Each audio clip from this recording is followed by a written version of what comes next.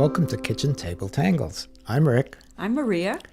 and today we're going to really go back to basics. And for us, that is Crescent Moon.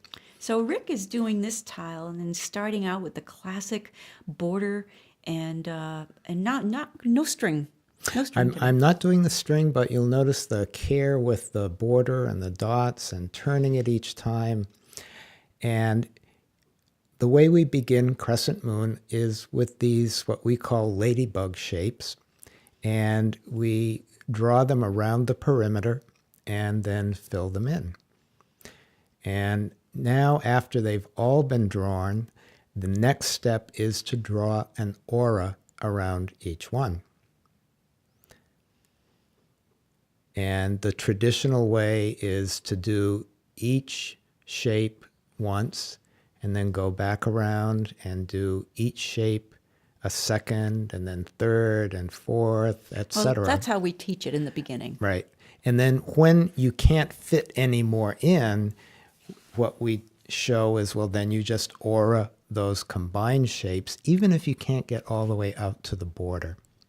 So I started this with the idea that I would see what would happen, and I waited till I got one aura that went all the way around, and then I picked up my brown pen, and I'm going to put in some ladybug shapes around this new edge. Except they don't look like ladybugs anymore. No, well, it's in Some of a them do, holobod world there, right? They're hiding behind. So now again, I'm doing each one sequentially until I can get one aura all the way around like that. God, it looks good already. And so now I've got a jelly roll white, and I'm going to do the same thing again. Put down some of those little ladybug shapes. And this time I'm just auraing it until I bounce around all the way into the middle. And there's no more space. It looks like lace. It's beautiful. And even when there's just a few strokes left that are tiny, I continue to turn my tile. Okay, so now we're time for shading. And one of the things that we do particularly with Crescent Moon is to shade out to the edge. It's a neat effect. And this particular one has layers of Crescent Moon, so we'll take advantage of that. And we're shading not only the outside, but where this really shows you the potential layering or the layering. This is really great to know how far you can go with the most simple of tangles. So again, second tile, and Crescent Moon again, dot, border, and put down those initial shapes. And this time I didn't know what it would look like, but I set like a sequence approach. And in this one, I'm just going to aura every other ladybug shape until I can't fit any other auras around that particular one. See, here we go. Okay, there isn't any room for any more on that one, so I'll skip the next one and go to the third one and do as many auras as I can around that one. And so this is what it looks like with every other one aura'd. So now I will go back and aura the ones that haven't yet been aura'd, but doing it with a sense of holobod drawing behind. So I've got this layering feel happening. So you had to have an even number of ladybugs down. I did. Okay, so I don't know if you even thought about that, but that's in order to do this particular one. It worked out, yeah. So again, I'm going to put down a new series of ladybug shapes, and I'm going to keep that same approach of auraing each or every other one. So there's every other one. And now I'll go in and aura those until they're out to about the same height.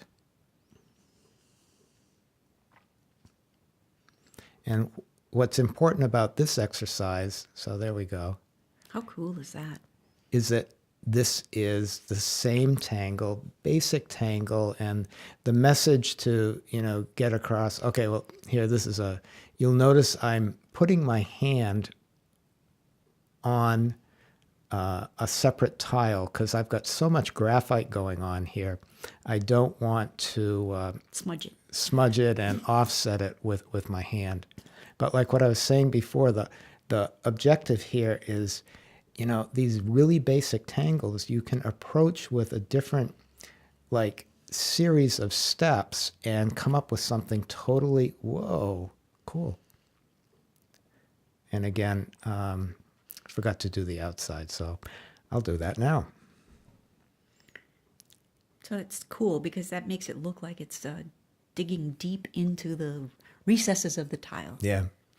So here we'll use a tan 3Z tile for our third example. And dot. And I rotate the tile. This is part of the ceremony, or part of the whole sequence of getting into doing this. These 3Zs are so much fun. I love them. They're so cute. So on this one, I'm just going to use, I think I just used brown on this.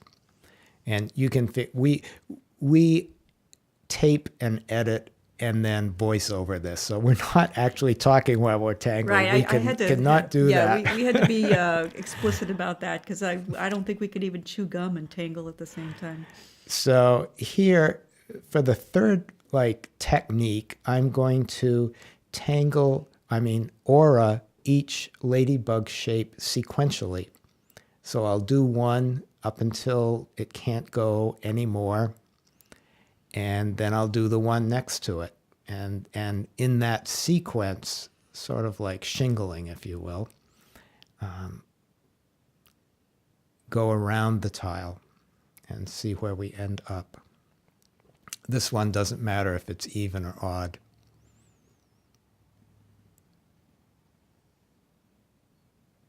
So now that I've gotten up to that one, I then go and do the next one.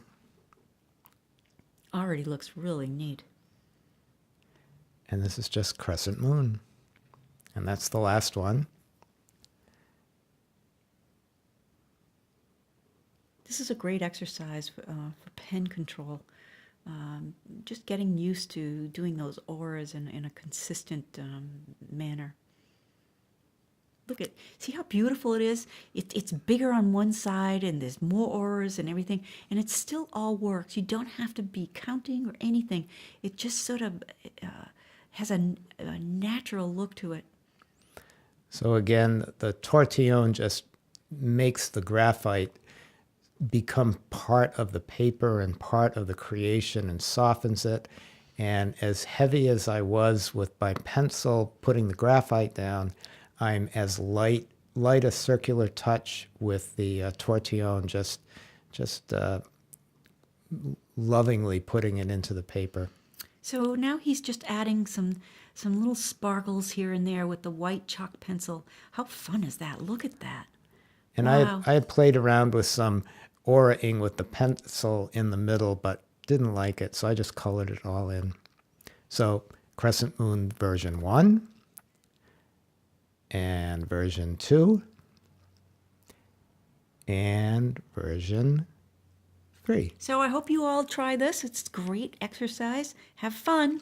Thanks for spending some time. Bye. Bye. See ya.